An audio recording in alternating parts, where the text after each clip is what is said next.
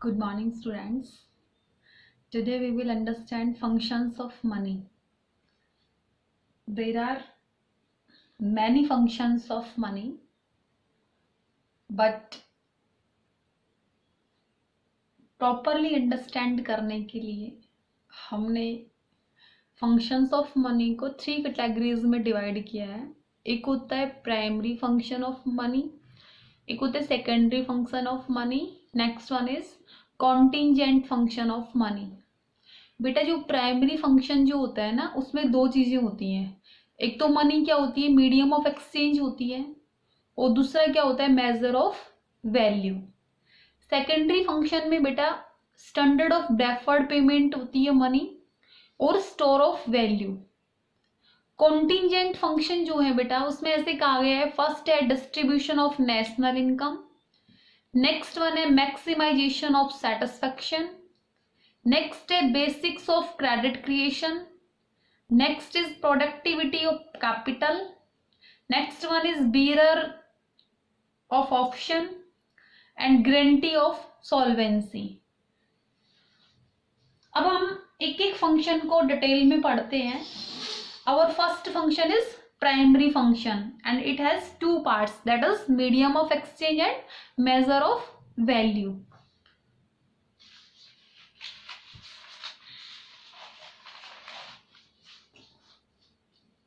तो हम बात करते हैं मीडियम ऑफ एक्सचेंज की.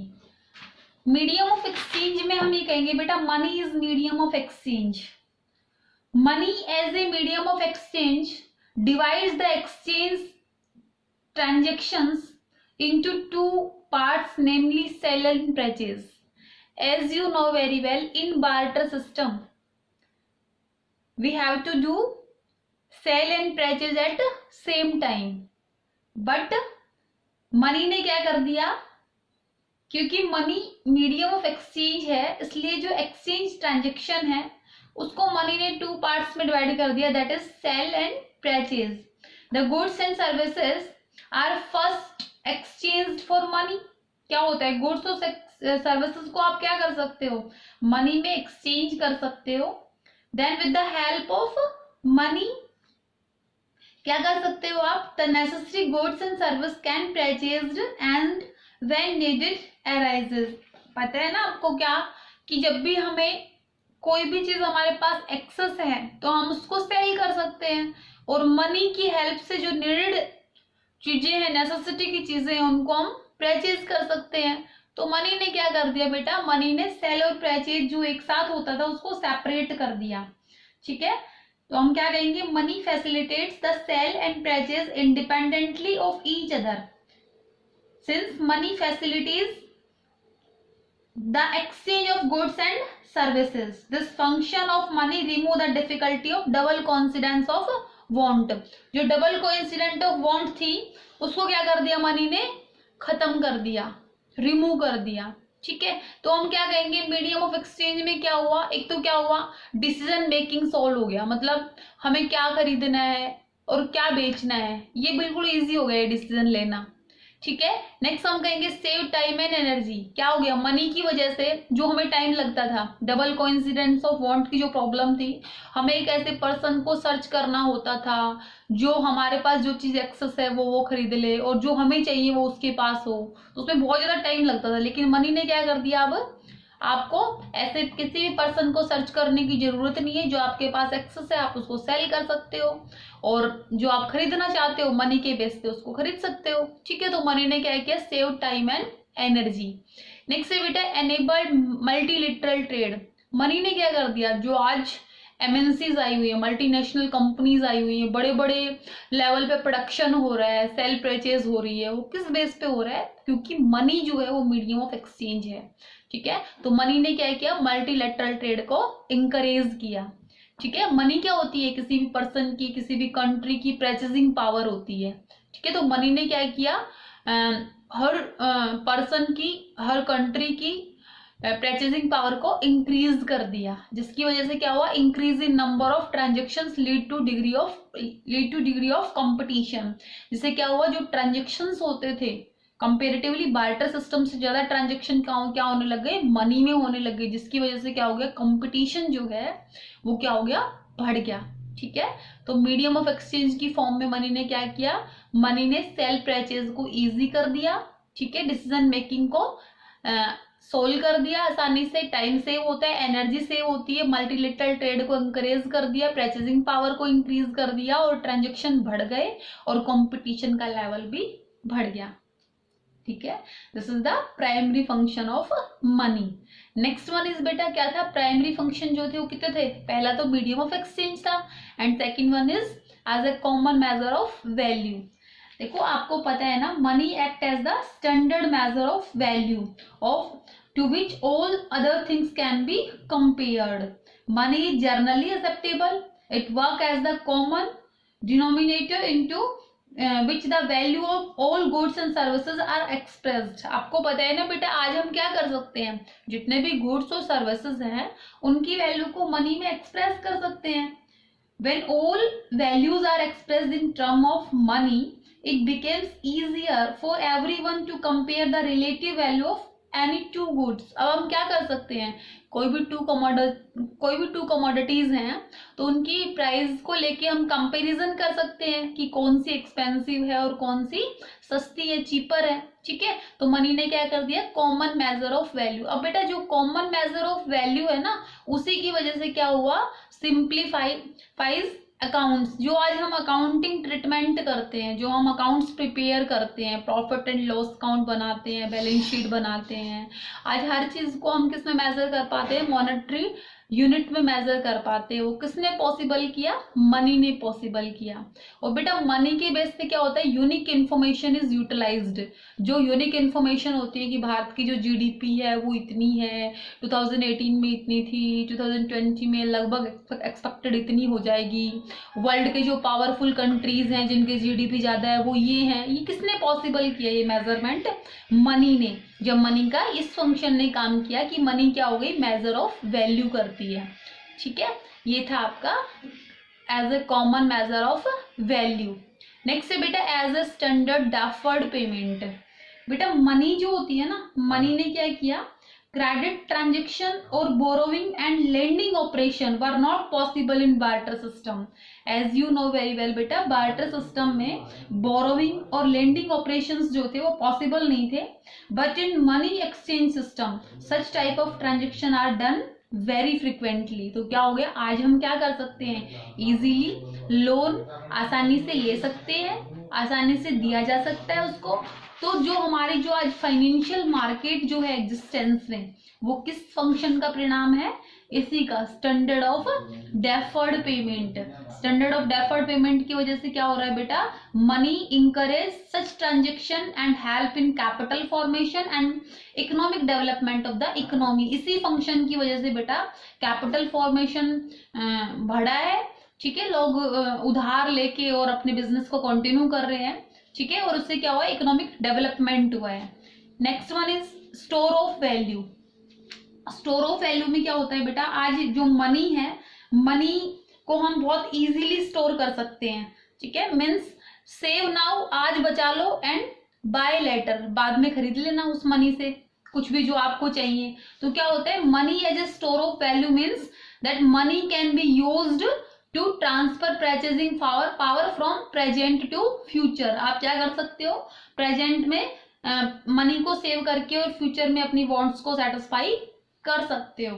ठीक है, ये था, ये जो दोनों थे as a standard of deferred payment and as a store of value, these are the secondary function of money.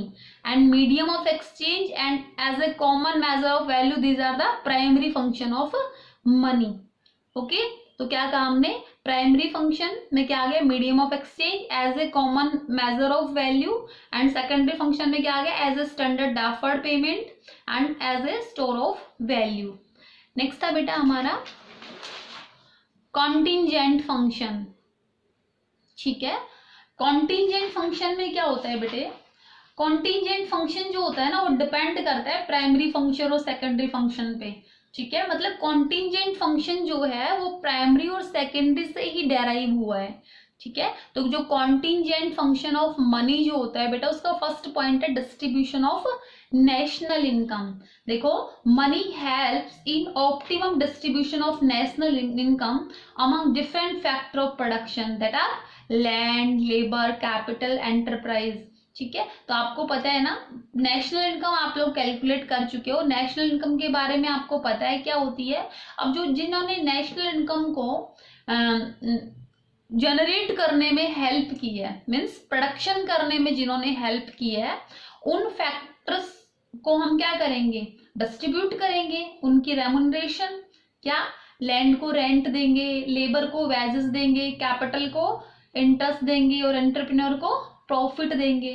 ठीक है, तो ये क्या होता है, इसमें हम क्या करते हैं, money helps in distribution of national product in the form of rent, wages, interest and profit which are expressed in money term.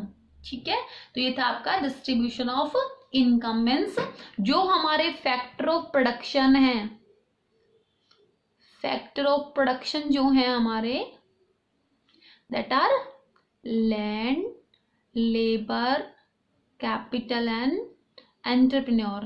तो क्या देंगे, लैंड को रेंट, लेबर को वेजेस, कैपिटल को इंटरेस्ट एंड एंटरप्रेन्योर को प्रॉफिट। तो ये जो डिस्ट्रीब्यूशन हो रहा है, ये किसके थ्रू होता है, मनी के थ्रू होता है। तो ये मनी का कॉन्टिंजेंट फंक्शन है कि मनी के बेस पे ही हम रेंट के अमाउंट को, वेजेस के अमाउंट को, इंटरेस्ट और प्रॉफिट को कैलकुलेट कर पाए। ठीक है, तो ये मनी का क्या है, आपका क्या हो गया, ये कॉन्टिंजेंट फंक्शन हो गया। नेक्स्ट वन इज बेटा इक्वलाइजेशन ऑफ मार्जिनल यूटिलिटी। आपको पता है ना, आप क्या पढ़ रहे हो, इकोनॉमिक्स पढ़ रहे हो। इकोनॉमिक्स के एजेंट कौन कौन होते हैं, कंज्यूमर और प्रोड्यूसर। तो आपने कंज्यूमर बिहेवियर को जब पढ़ा था तो आपने क्या कहा था, आप क्या करते हो, मार्जिनल यूटिलिटी से इक्वलाइजेशन करते हो। जो कंज्यूमर इक्विलिब्रियम आप कैसे निकालते हो, marginal utility from commodity x किसके इक्वल हो जानी चाहिए, प्राइस ऑफ कमोडिटी एक्स के इक्वल हो जानी चाहिए। ठीक है, तो आपने क्या किया बेटा, आपने जब कंज्यूमर इक्विलिब्रियम को पढ़ा था तो आपने ये कहा था कि क्या होता है, यूनिवर्सल लॉ ये होता है कि जैसे जैसे आप किसी चीज को कंज्यूम करेंगे उससे मिलने वाला सेटिस्फेक्शन क्या हो जाता है, कम हो जाता है।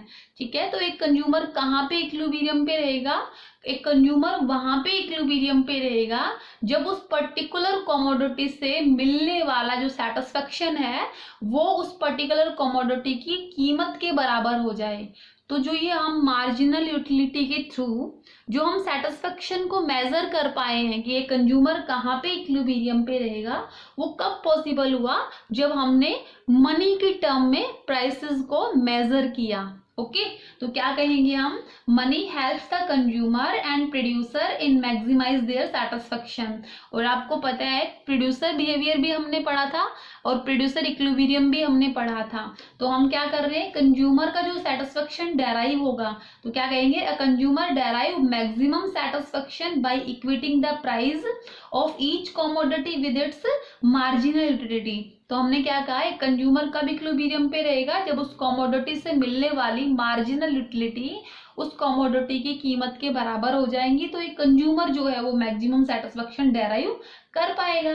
और अगर हम प्रोड्यूसर की बात करें, similarly producer maximize his satisfaction by equating the marginal productivity of a factor with price of other some factors. तो आपने क्या कहा, जब हम प्रोड्यूसर इक्विलिब्रियम की बात करते हैं तो हम क्या कहते हैं कि जो मार्जिनल प्रोडक्टिविटी है वो किसके बराबर हो जाए, उस पर्टिकुलर फैक्टर को दिए जाने वाली कीमत के बराबर हो जाए। तो हम क्या कहेंगे, वो क्या हो जाएगा, वहां पे क्या हो जाएगा, आपका प्रोड्यूसर इक्विलिब्रियम हो जाएगा। हमने क्या कहा था, MR is equal to MC हो जाए। ठीक है, और क्या होता है, आफ्टर दैट MC क्या हो जानी चाहिए, इंक्रीज हो जानी चाहिए। मीन्स हमने क्या कहा, MR क्या होती है, MR क्या हो गई, मार्जिनल रिवेन्यू हो गई। मीन्स मार्जिनल रिवेन्यू कब कैलकुलेट हो पाई, रिवेन्यू कैसे कैलकुलेट हो पाई, मनी के बेस पे ही, है ना। और कॉस्ट कैसे कैलकुलेट हो पाई, मनी के बेस पे ही। तो हमने क्या कहा बेटा, जब भी हम कंज्यूमर सेटिस्फेक्शन और प्रोड्यूसर सेटिस्फेक्शन निकालेंगे तो उसका बेस क्या होता है, मनी होता है। तो मनी के बेस पे ही बेटा हम क्या कर पाए, जो सेटिस्फेक्शन जो है उसको मैक्सिमाइज कर पाए। ठीक है, एक प्रोड्यूसर का टारगेट होता है उसको मैक्सिमम प्रॉफिट मिले, और एक कंज्यूमर का टारगेट होता है उसको मैक्सिमम सेटिस्फेक्शन मिले। तो ये जो सेटिस्फेक्शन मेजर करना या प्रॉफिट को मेजर करना, ये किस पे बेस्ड होता है? मनी के ऊपर बेस्ड होता है। तो this is the contingent function of money. Money